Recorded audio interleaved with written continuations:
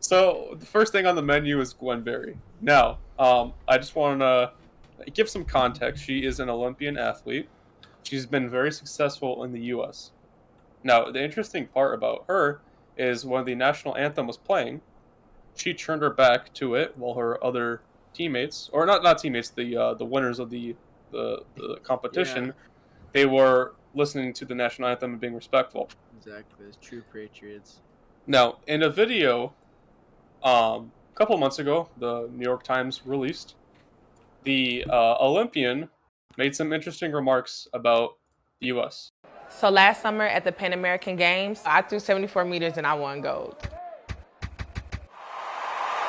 I remember the medal was so heavy and so real. I was excited, I was nervous.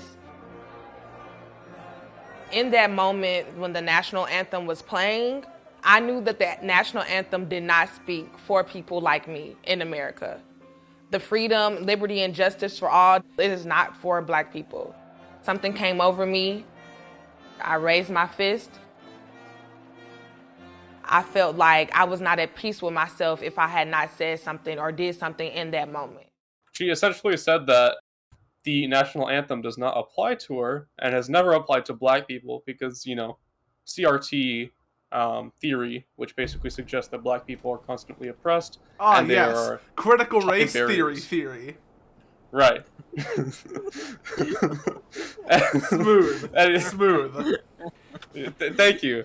She basically suggests that there are barriers and she's being oppressed on the daily, even though she's worth $8 million by some estimates. So it's just amazing that she shits on the country that has brought her so much opportunity, yet she calls it out, suggesting that there are barriers that she'll never go through in the current status of the U.S.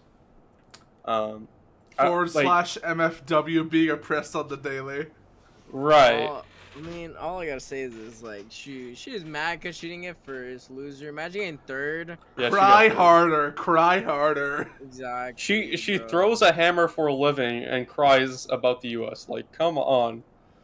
Bro. It's the funniest part because you can tell this is just a massive cope. Like, she got third place, alright, and she had to make it about herself and not her position because her position was lacking. So she made a huge statement and appealed to all of the socialist leftist revolutionaries by heroically turning her back to the national anthem as a sign of solidarity for BIPOC people. It's like, bro, just shut the fuck up. You're not making a difference. Well, I mean, you are, but you're not actually doing anything substantial. The difference for which you are making is turning your loss into a victory for yourself. How does that help anyone else? Yeah. Well, I saw reports that people were saying that she only did this because she had got third place. Imagine if she got first place and then didn't do this. First place, and she's like, oh, say, can you see? Like, total patriot because she won. Bro. It looks like she just wants some clout, I think this is the easiest way to get some clout. Maybe get a couple Instagram or Twitter followers, and she's successful. So leftism in 2021 be like. Yeah, but what's more interesting is the White House's response to all this. Gwen Berry, who hopes to represent the United States as an Olympian on the hammer throwing events, won a bronze medal at the trials, and then she turned her back on the flag while the anthem played. Does President Biden think that is appropriate behavior for someone who hopes to represent Team USA? Well, Peter, I haven't spoken to the president specifically about this, but I know he's incredibly proud to be an American and has great respect for the anthem and all that it represents, especially for our men and women serving in uniform all around the world. He would also say, of course, that part of that pride in our country means recognizing there are moments where we are, as a country, haven't lived up to our highest ideals. So Jen Psaki, the report, like what is she? The White House press secretary. That's what she is. She essentially said that the president is a very patriotic person. He always indulges in the national anthem, but then claims that we should always acknowledge the U.S. is, the U.S. is wrongs, which is something admirable, right? We should always acknowledge when the U.S. was wrong. Right, we shouldn't be Well, like and- blind submissive to our country, because that's how you end up with authoritarian nightmare states, etc. You know Right. where this is going. We don't say that the U.S. is systemically racist towards black people and there are certain barriers they can never get passed through because of the color of the skin. That's not something you should say. So, Because it's not true. right, it's not true, and it's something that doesn't unify us, right? Right, it divides by race. It doesn't actually do anything to bring us together, but it does do something to tear us apart. And statistically, by the way, it's not true. But yeah. Look, that's the first thing, right? If information is divisive in nature, I mean, yes, that does have a negative impact, but that can be ultimately overlooked if the information is true. But it's not. It's not true. There's not much substantial evidence to prove that black people or quote-unquote indigenous people, right, or any other like race in this country Minority. is being or minority race specifically is being discriminated against in America. I mean, maybe Asians, but that's affirmative action. That's a democratically elected institution.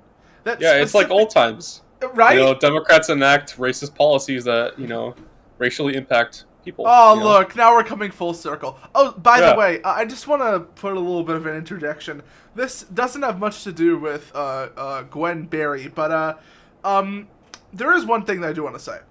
The Democrats, one of their main, like, things, one of their main policies that we talked about, like, on the last episode, and that we continuously go back to, is their almost dying need, ironically enough, for gun control. They will stop at nothing until there are these quote-unquote common sense gun restrictions.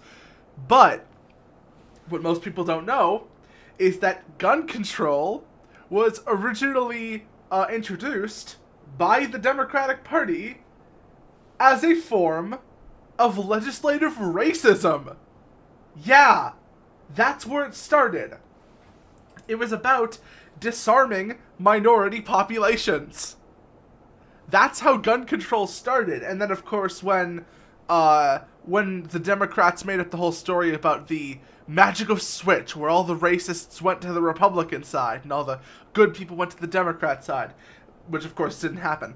And when the Democrats had to sort of try to rebrand and try to save their image of being the party of the KKK, they still pushed for a lot of those same policies that they did back when they were open about being racist. And Just one with of a those, different veil. Oh, yeah, of course with a different veil. It's a completely different overhaul because they had to.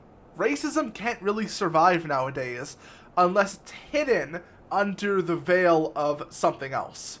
And that's what the Democrats are doing. Also, just want to mention, guns save about 500,000 to 3 million people per year.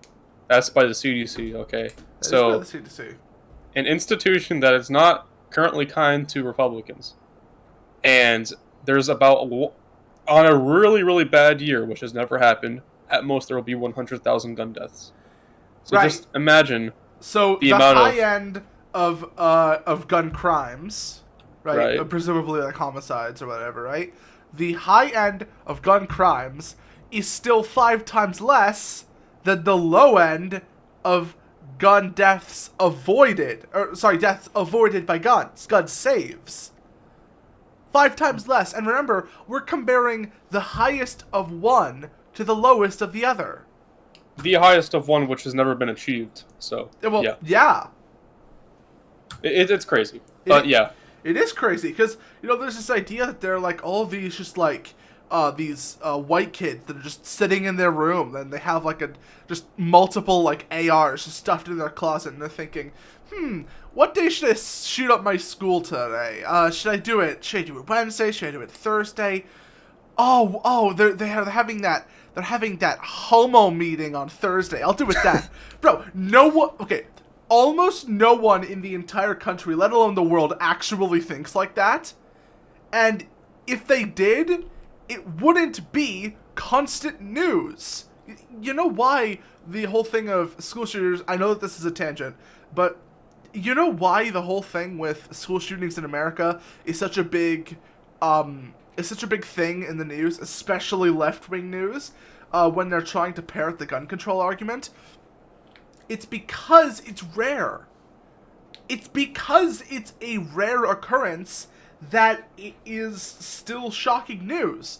You know, like, for example, plane crashes are incredibly rare, and just like the school shootings, they're hit news. Now, granted, the plane crashings are usually accidental, so it's a different situation entirely, but still, their rarity makes them special, makes them worth talking about. If school shootings were as rampant as Democrats said, you wouldn't be hearing about them this much and this hard. You worry about leaving a better planet for our kids. How about leaving better kids for our planet? Entire generation offended at everything, getting mad that a human thinks all lives matter. We don't need black or white or left or right. What we need is common sense, we need balance. We're all in the same boat, why you trying to make holes? If they sink, we sink, this is madness.